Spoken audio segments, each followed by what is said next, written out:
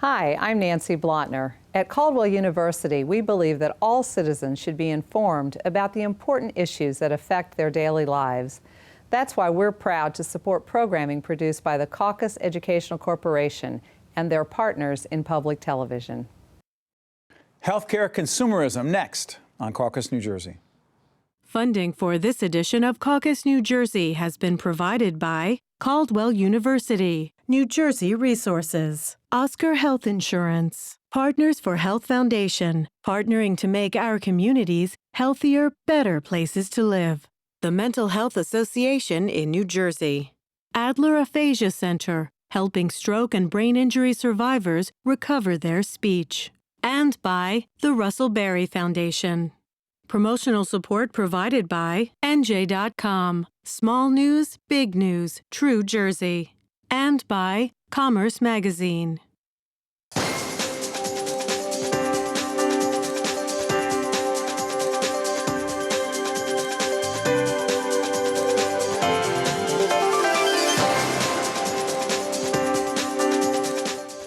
Welcome to Caucus. I'm Steve Adubato. So what exactly is healthcare consumerism?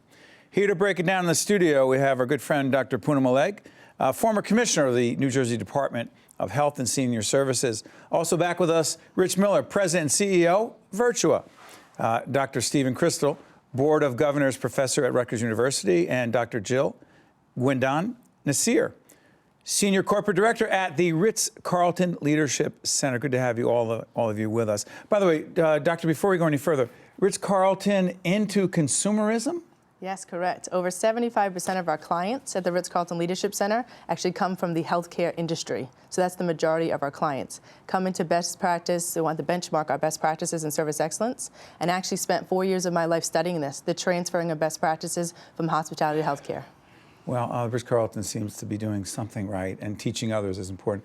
Rich, we've talked about healthcare consumerism a lot. We did it down at a conference. By the way, tell everyone, what is that conference down in Philadelphia that Virtua is involved in every year? Yeah, it's the Healthcare Collaboration Summit in the city of Philadelphia, and we bring together a number of providers. All of our health commissioners from Delaware, New Jersey, and Pennsylvania were there this year, just to talk about the issue was consumerism. Yeah, so let's do this. Let's not assume people have any idea, because I did not until we started talking about this.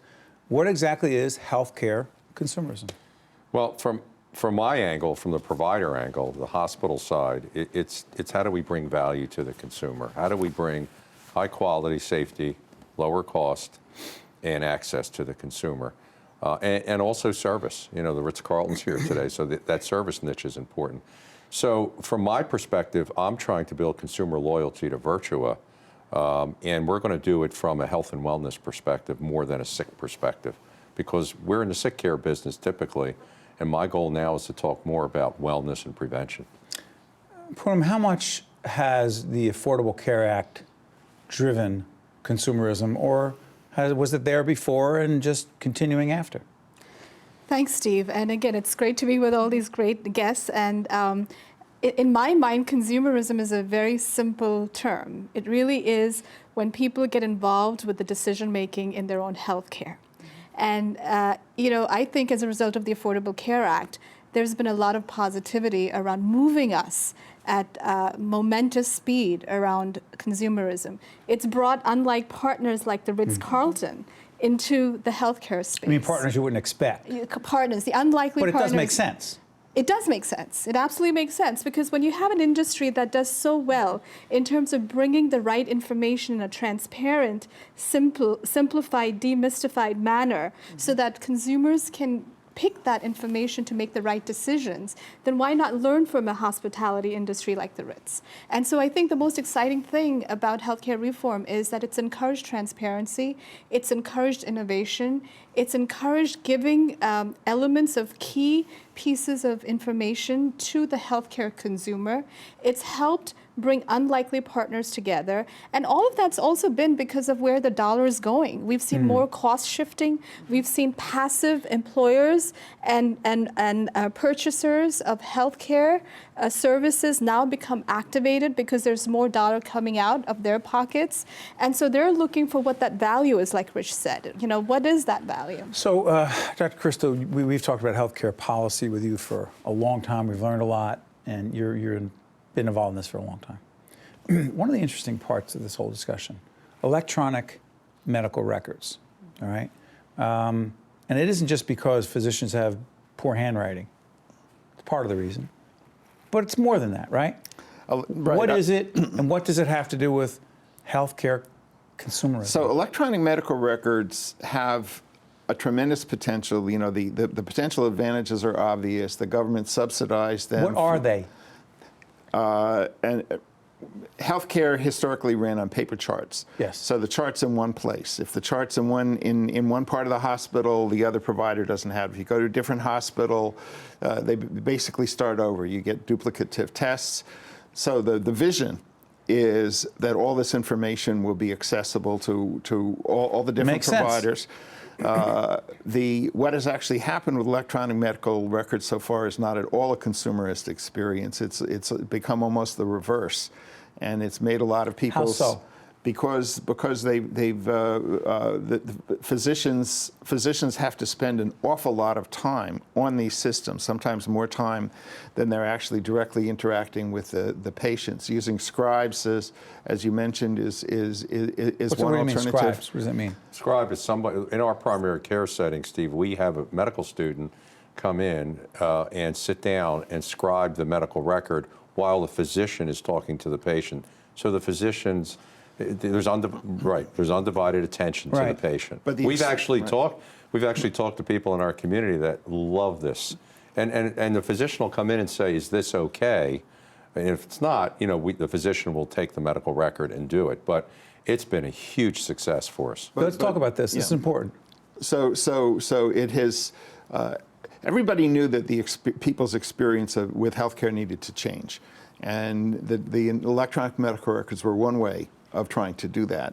There's many other ways in which it has been a very provider-driven experience, but a real consumer-centered experience, I believe, still has to come back to the primary care, to having a real primary care doctor, and it's been very difficult for people to get that. That's why you have these concierge practices popping up.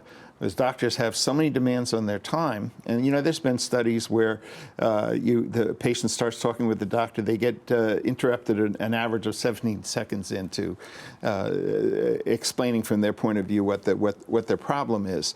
So the communication is not there, the networks that move people from one primary care doctor to another.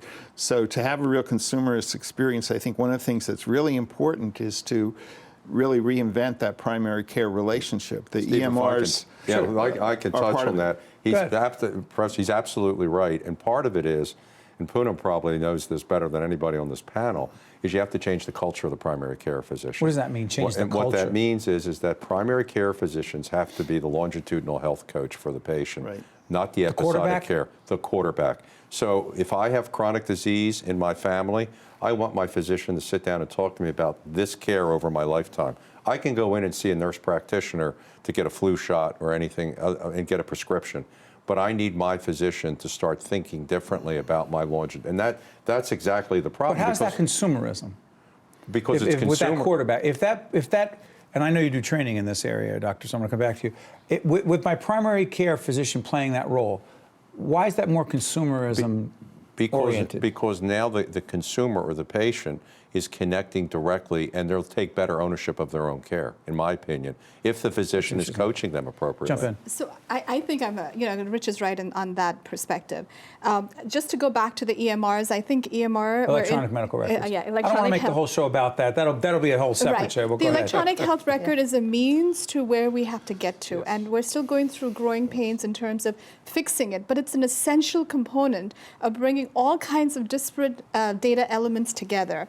The IOM came out with a report that said we're inefficient 30% of times, in which case we're spending $750 billion of wasted healthcare resources on delivering care without improving outcomes. And so when you talk about patient experience or consumerism, it's really not just about the physical experience, it's about the emotional experience. What do you mean? And so when, For instance? for example, if I'm the physician and you're my patient, and I say, Steve, these are the things, you've got an upper respiratory tract infection, Right. and these are the medications you're going to take.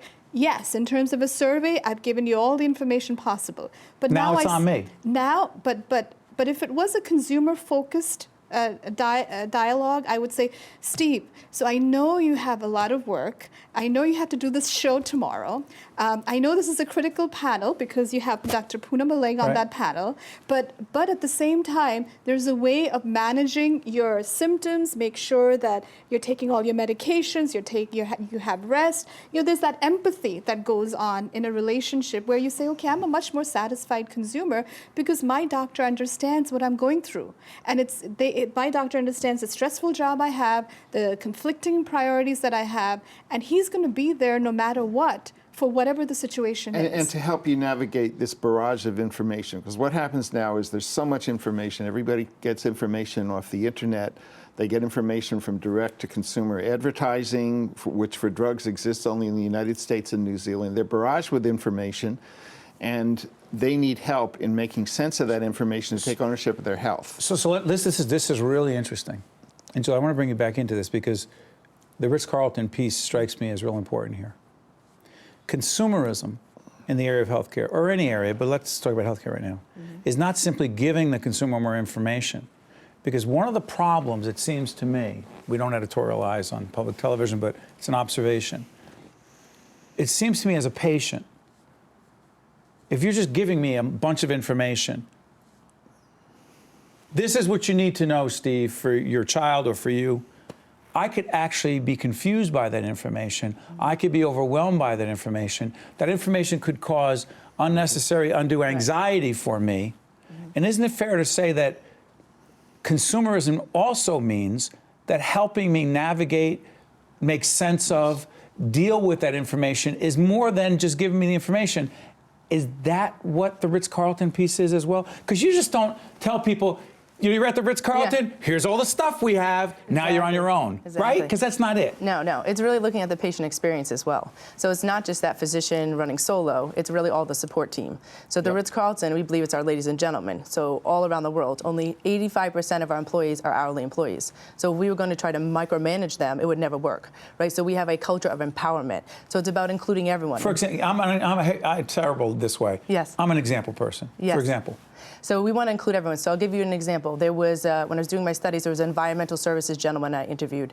And he said prior to going through the culture transformation and understanding that he was just important as the physician that's walking down the hall, as the nurse that's there, because before he didn't feel valued. This is one of your people at the Ritz-Carlton? Well, this is one of the people in a hospital that we were working with. Oh, okay, I'm sorry. Yes, he's environmental services. He said he was a cleaning person, just a cleaning person. And as you know, he's on the front line defense of disease, so he's not just a cleaning person.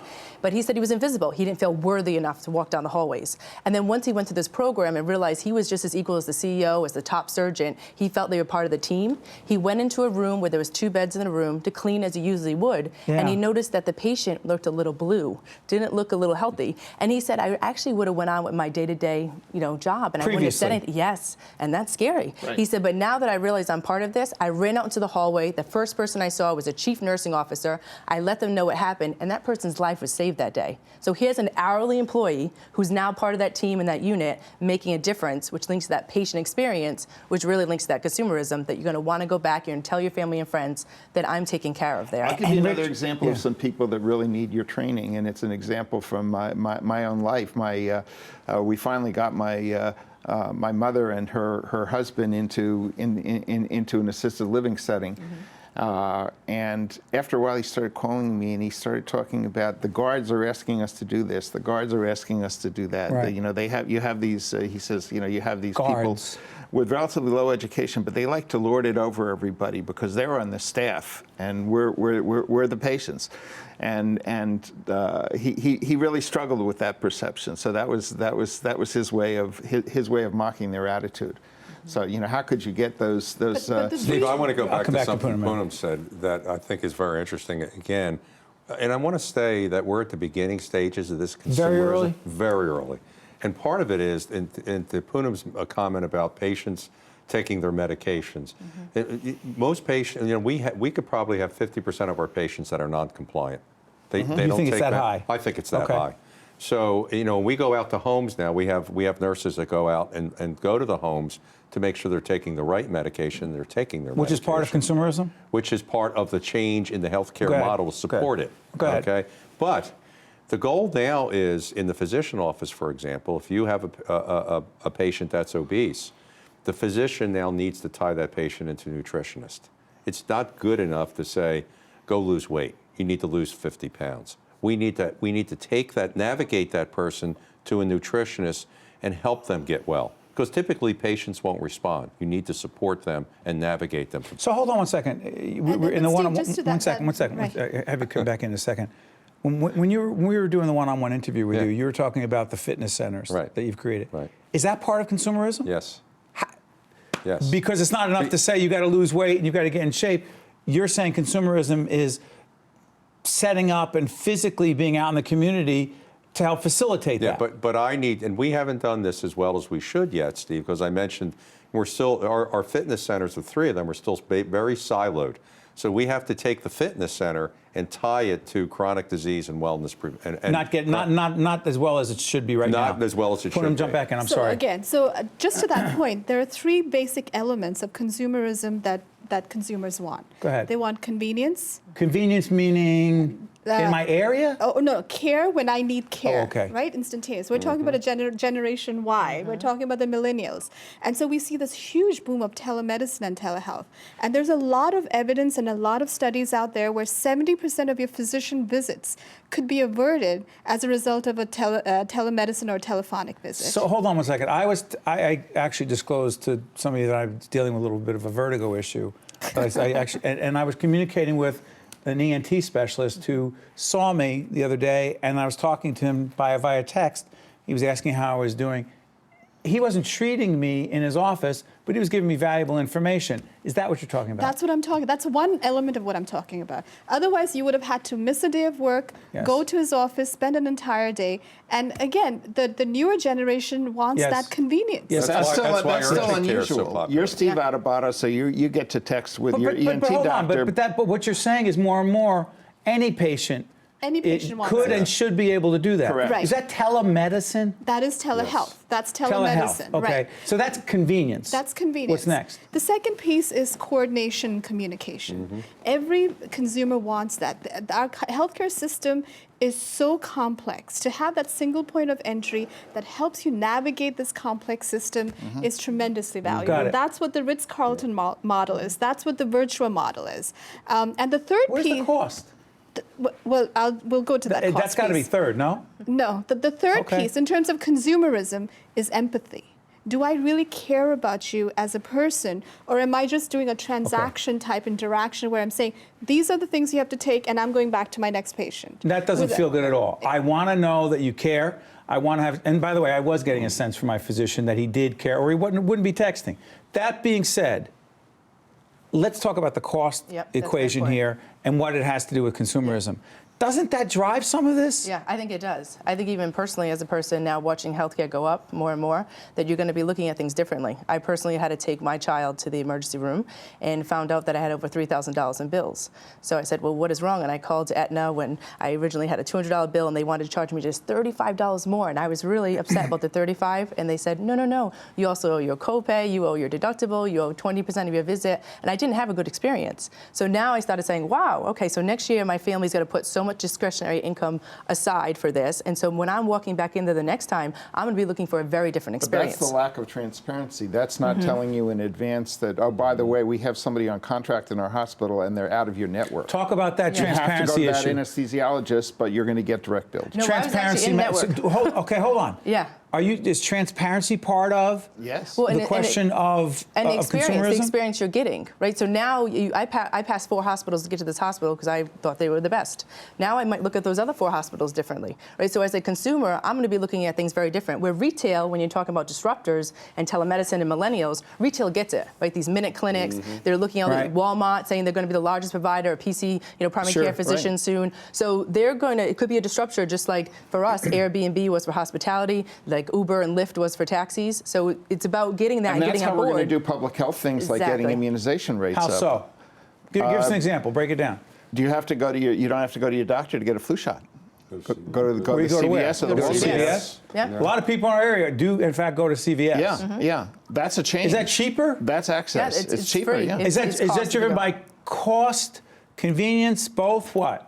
Well, it's CVS. Part of the reason CVS does it is to get people in their store, and they'll give the flu shot at a very reduced cost. Cost But aren't and hospitals convenience. worried about that, Rich? No, well, frankly, we're partnered with CVS. Okay. So we're not worried about it. If it was somebody else, it might it's have been. okay. But is that Steve, is that a good thing for consumers going to CVS for the flu shot? Yes. Like so many of these things, it can be a good thing or a bad thing. It can definitely be a good thing in terms of access. It'll put some pressure on medical care to reinvent itself so that it's not so provider-centered, so that people can get access more easily. But it does have the potential downside that people get channeled out of their relationship with their primary care doctor. And the primary care, the reason that the primary care is broken is very much about cost. It's about money. Yeah. It's about all the money and the attention is going to the specialty procedural services. They're much better compensated. We don't have the best doctors going So you're into worried that primary you care could now. lose the connection with the primary care physician? I totally So agree. We need to Rich. reinvent primary I totally care. agree, because the problem you're going to have, and Poonam could probably talk about this, is obesity on the rise. You know, you have there's people walking around with type 2 diabetes that don't even know they have type 2 diabetes. And you need a physician to deal with that. And you need a physician to map out your care plan. And what's happening, the speed to access to urgent care, to CVS, to Teladoc, and frankly, there's very little loyalty. We actually did this in our own marketplace to the primary care doc anymore. Why? Because it's speed to episodic care. Speed to Episodic care meaning when I'm Get me sick. right now. When I'm sick, I want to get in. Yep. But hold on.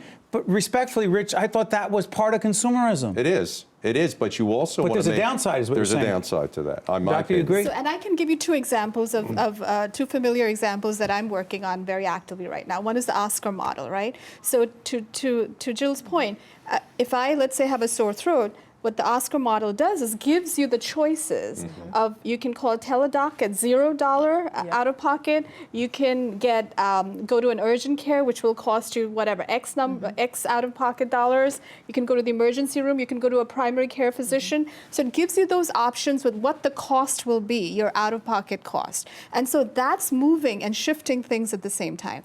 Another example I can give you is on the other end that Steve and I were talking about, which is the nursing homes. So you have a lot of our elderly, most vulnerable patient population that requires care in institutions and nursing homes after they get discharged. So at Atlantic Health, we've come up with a really great model where we've developed a high-performing network based on transparency, data, outcomes, and cost. And we share those with, again, the Medicare beneficiaries may not be that apt, but their caregivers, their kids, their loved ones, all are very consumer-focused. And so they want to see this information as they help drive choices for appropriate care So for we're these trying to find patients. best practices in different places. The one thing, before I let you out of here, that our producers keep saying to me, and it is implied here, is that and you said this, I believe, too, our producers, employer-based health care potentially may not be the long-term way to go here based on what we're saying here. Is that a fair assessment? In my opinion, it's a fair assessment, Steve. Because? Because business can't afford 25, 30, 35% premiums every year, increases. Well, what does that have to do with consumerism, Rich? Well, because what will happen is, you'll get your large employers vouchering employees at a fixed amount. Meaning what? Here's $4,000, go in the exchange and buy your Defined product. contribution versus Defined defined benefit. contribution. Here's Correct. $4,000. Right. Use it as you will. Will on the exchange, go buy your product. And now you're looking for more services because someone else is not footing the bill. So that's where right. you're going to look at that discretionary income as a family Right. is say, then what services am I getting? what Not just happens is clinical. But people- hold on, get moved respectfully, into- doesn't that put a lot of pressure on the consumer? Yes. Yeah. Yes. Yeah. But the consumer has enough information, They Doctor? don't have enough information. No. One of the big problems is that people don't have enough information. To make the right decisions. Yeah, I can find out better information about a local plumber than I can about the quality of a local nursing home or a local doctor.